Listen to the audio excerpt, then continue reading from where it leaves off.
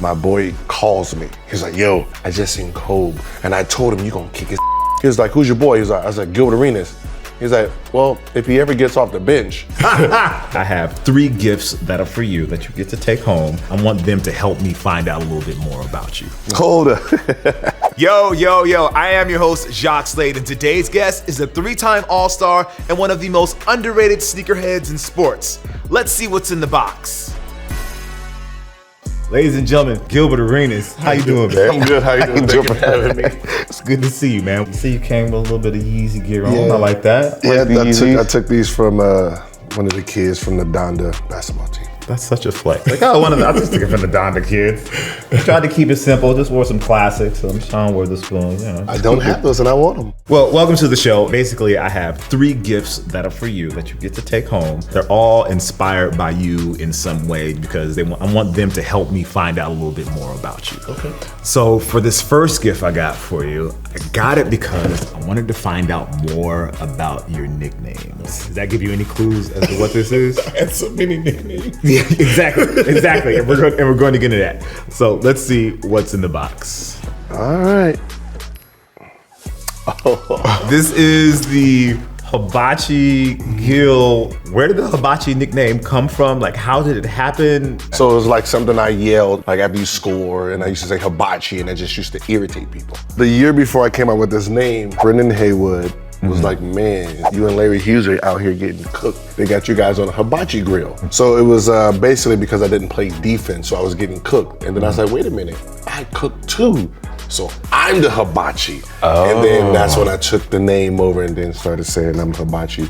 I'm cooking chicken and shrimp. Speaking of chicken and shrimp, I saw a commercial with you in a kitchen with a chicken and a shrimp or lobster. The lobster. So Adidas was doing that brotherhood campaign, and I didn't want no parts of teamed nothing, right? So I want to do my own thing. Zach, who's still at Adidas right now, who was the lobster, he was like, we can do something online. So we came up with a whole bunch of online skits, and it actually hit. Something that I noticed about this shoe is that it's a low top. Is that like a design decision from Adidas, or were you like, no, I want low top? Ever since high school, I was low top. So we're gonna design my shoe as a low top. And it was like, well, that's not a basketball shoe. And I said, I want people to wear my shoes outside of the court. Yeah. So I was the first one that was actually pushing the low top concept.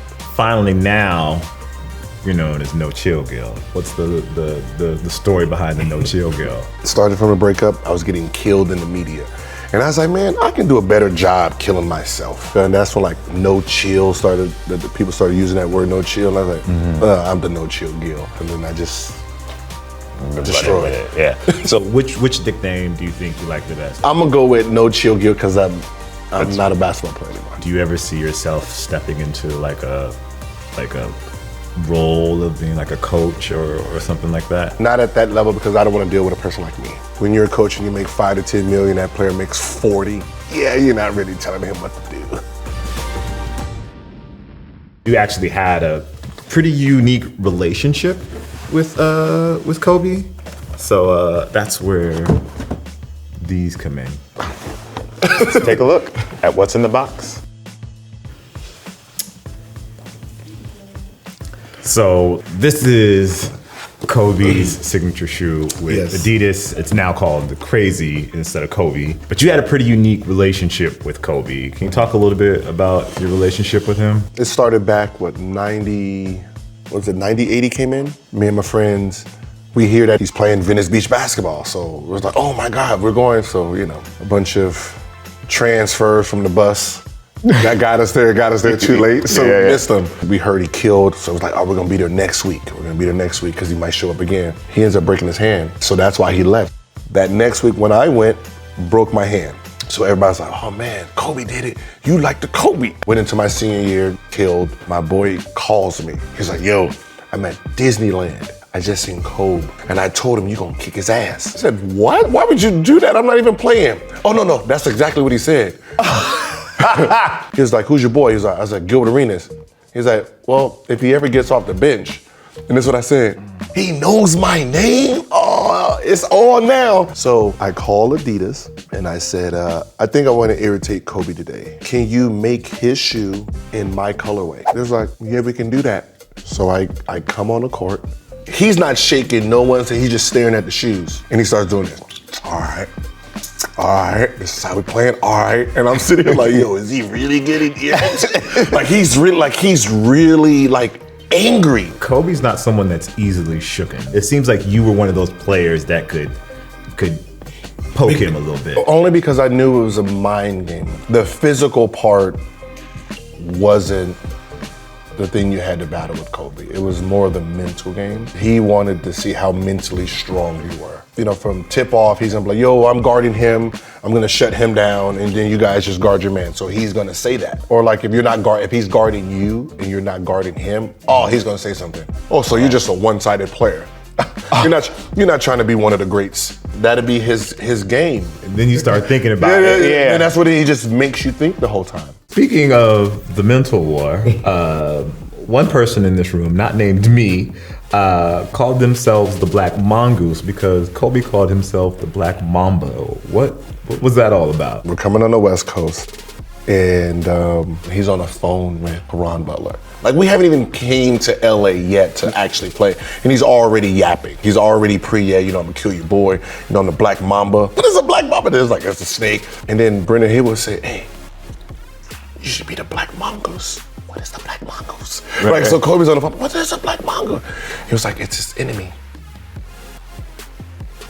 Well, you tell him I'm the Black Mongoose. I can totally see that. You tell him I'm the Black Mongoose, right? And I was gonna change my name before the game to the Black Mongoose.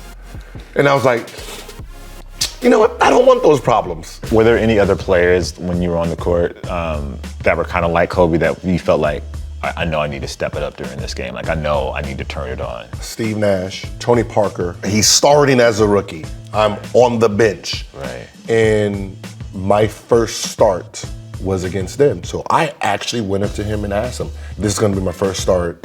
Yeah. Can you give me some pointers? And he was like, I have Tim Duncan, David Robinson, so all I do is just give them the ball. Yeah. And I'm like, nah, but I see all your fast break points. He's like, yeah, so when I get the ball on a fast break, I just go. And then if I can't score, then, I pull it out and give them the ball. They do everything else. Yeah.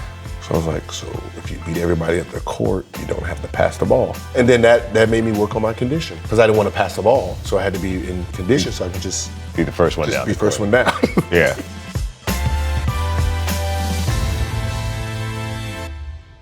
So for this next pair, it's a signature shoe of yours, but it has something very unique about it. It has your face on it. Let's see what's in the box. Okay. Hold up. So this is the Adidas TS Lite. It has your face on it. Talk to me about why you have your face on the shoe. This is one of those childhood things. It was prime time. It was Deion Sanders' shoe. Mm-hmm. And at the bottom of his shoe, there was a bubble with his face in it. And I was like, man, if I ever get a shoe, my face is gonna be on that joint. What did Deion represent to you? His swag, his approach, his confidence. I wasn't even a football fan. Mm-hmm. I was a Deion Sanders fan. That must have been a moment. Like, do you remember the moment when they were like, we're gonna give you your signature shoe? When the talks was like coming around like, oh, we're thinking about, you're one of those players that we can give a signature shoe to. When they gave me creative control, I took advantage of that. If you notice, what I don't have on the side of my shoes. The 3 stripes? Yep. Yeah, they're just on the inside. It's little, so you have more design. I said the outside is supposed to be for TV. It's design. If you're gonna throw your little 3 stripes and mess up everything, do it on the inside. So this is in Laker colors. You said that was more of not I'm a fan, I'm from LA, Laker colors. It was more of like, Kobe, I'm gonna put these in your colors. Because back then, I was breaking the color barrier. Well, me and T-Mac. Back then, everything had to be team colored way. Yeah. But it can only be white or black, right? And I'm like, well, our jersey's blue. It just didn't go well. So if you ever see pictures, you'll see blue jersey, blue shoes, orange jersey, orange shoes. But in the rule book, it says if you wear it for the game, it's a fine. So what I'll do is wear one shoe for one half and then another one, because I said I had to wear the a shoe for the game. So it just happened so they couldn't find me. And then T-Mac could do the same thing. And that's why T-Mac's shoe had a red one and a blue one. And Adidas was like, just keep pushing the envelope. This is the Gil 2s. I had 20 different colorways for this. So the 2.0 meaning 20. If you were playing in the league today, do you think your sneaker game would be a lot different? You know, I was so ahead of the time. Yeah. Like I'm the first one that was collab. You know, did the collabs. I had the Benihana. I did Microsoft. Had the Halo shoe. Slam magazine. I had all these companies. Like if you guys are all representing me, let's just all meet. We're gonna come. Everyone's gonna put in their own input and let's, push the product out. Thank you first for coming on the show. I appreciate you, especially being a California kid. These 3 are for you. You hope these all represent different moments in your career. Let's take a look at the wall. So, in high school, I know you were a big Penny fan. So, talk to me a little about Penny. What did Penny represent to you? Penny was like, he was that childhood hero. He was that childhood hero. So like, that's who I wanted to be. Like when that player comes into the draft, you're like, that's me.